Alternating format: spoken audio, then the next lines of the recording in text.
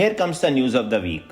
It was truly heartening to hear Alka Upadhyay ji, Secretary Department of Animal Husbandry and Dairying, speaking at the inaugural session of the International Committee for Animal Recording in ISO Analytical Week 2025 held at NDDB campus in Anand. For the first time, I saw a senior government official openly acknowledging the well-planned agenda to propagate analog dairy products and veganism being run against the dairy sector. It's a significant and much needed recognition in defense of our farmers and the integrity of India's dairy ecosystem. Let's hear from her directly. Currently, we are facing certain challenges. Globally, we are facing certain challenges. We are in a phase where the consumer is also very aware. But at the same time, people are trying to bring in bad milk quality into the market. There has been, I also must mention over here, there has been a propaganda, there has been an agenda, well-planned agenda to propagate other forms, the analogous dairy products like veganism has been spoken about, where people have been, especially the youngsters, have been influenced to quit milk, quoting lactose intolerance. We in India, each one of us went to school with a glass of milk and in the night had a glass of milk. And no one knew of lactose intolerance. Everybody was very happy with it, but it is some kind of a propaganda which is affecting our market. In this trying time, it is important for us to concentrate on the quality of milk, to see that allegations that come to this sector are alleviated or they are not found to be profound or of any significance. Homegrown dairy giant Amul is nearly a $11 billion cooperative entity. The GCMMF, which sells milk and dairy products under the brand name Amul, registered a turnover of Rs 65,911 crore, nearly $7.75 billion for the financial year ending March 25. The group turnover of the Amul brand reached Rs 90,000 crore, nearly $10.58 billion in FY25, Rs 10,000 crore more than the previous financial year when its turnover was Rs 80,000 crores or $10 billion in FY24. Jayan Mehta, MD GCMMF, said that the Federation achieved 11.23% growth from the previous year's sales turnover. Last year, GCMMF registered a turnover of Rs 59,545 crore, that is $7 billion, in FY24 with a growth of 8% year on year. GCMMF is now aiming to achieve a sales turnover of Rs 80,000 crores in FY26. FY26 begins on a stable note for the dairy sector. Milk availability, including buffalo milk, remains steady, with cooperatives and private players maintaining strong stock positions. Value-added products have shown promising early summer demand. However, climatic uncertainties and market demand volatility remain key variables to watch. A scenario analysis by Suruchi team maps 4 possible outcomes based on climate conditions and market demand. The first one is where favorable climate plus stable demand exists. It's a win-win situation. You can expect smooth operations, healthy farmer incomes, and long-term growth. The second scenario is where favorable climate plus volatile demand exists. It's a price volatility. It requires proactive surplus management and market interventions. The third one is unfavorable climate plus stable demand. It will create procurement pressure, supply shortages, demand efficient sourcing, and policy support. The last one is unfavorable climate plus volatile demand.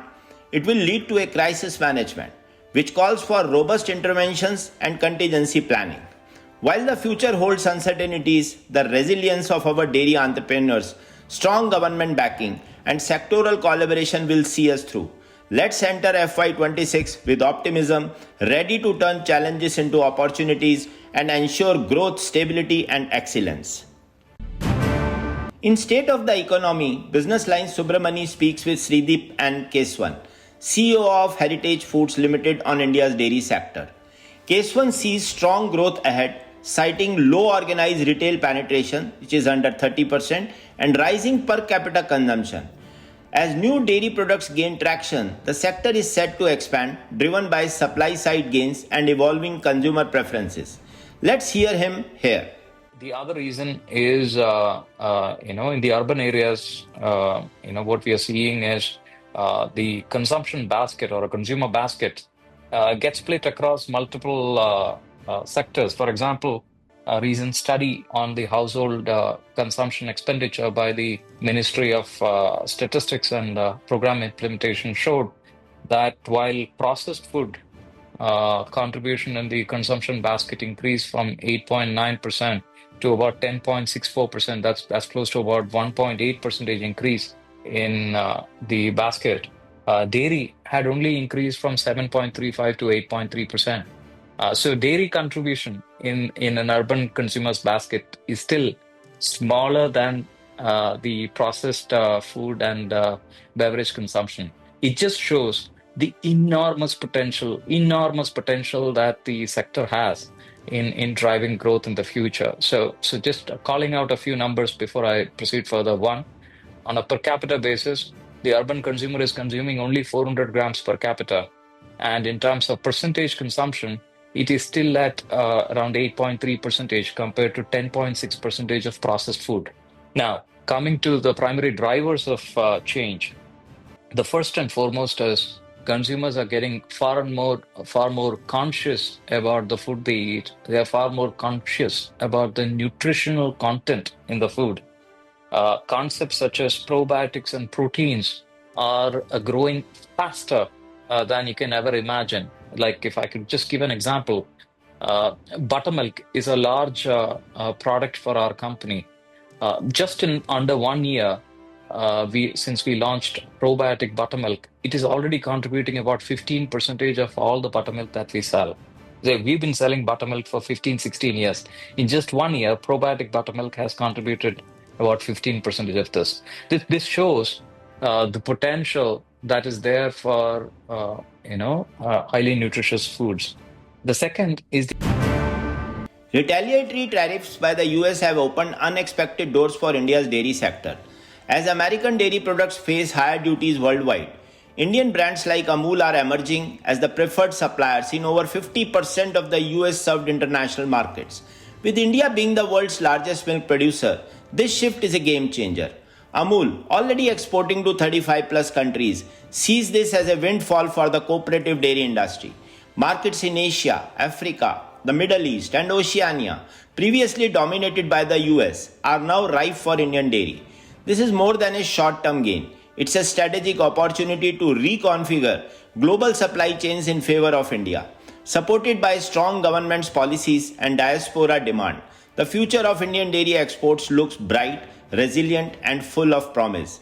India's dairy story is going global, one scoop at a time. Tamil Nadu Milk and Dairy Development Minister R.S. Raja Kanappan stated that Aavin offers the most affordable milk, priced Rs 6 to 16 per litre lower than Amul, Nandini and Milma. Aavin's toned milk is Rs 40 per litre versus Rs 48 to 54 by other brands. Standardized milk at Rs 44 against Rs 54 to 60 and full cream milk at Rs 60 per litre and Rs 48 for card holders. Daily procurement must rise from 36 to 56 lakh litres per day to meet demand in Tamil Nadu. 18 dairy projects worth Rs 1800 crores are underway and Rs 3 per litre incentives have benefited 4 lakh farmers with Rs 324.14 crore disbursed. Aavin earns Rs 560 crore annually from milk products including sweets and bread and produce 90 tons of SMP and 40 tons of ghee daily.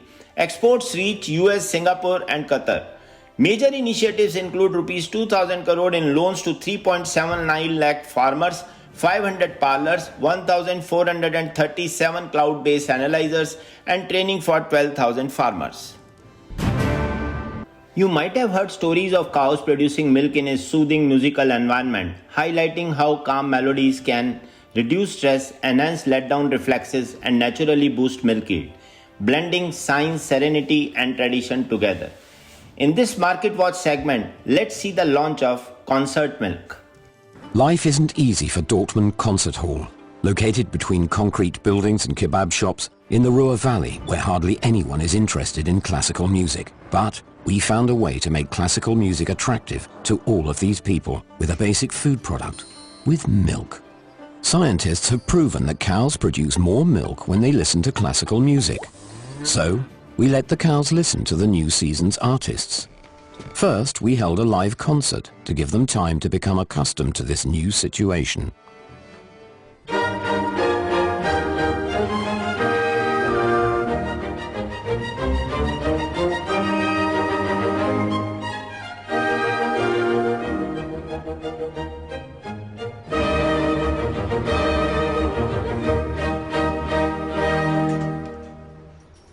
Then we exposed them to recordings of selected artists. The cows no longer produced ordinary milk, they made the taste of music.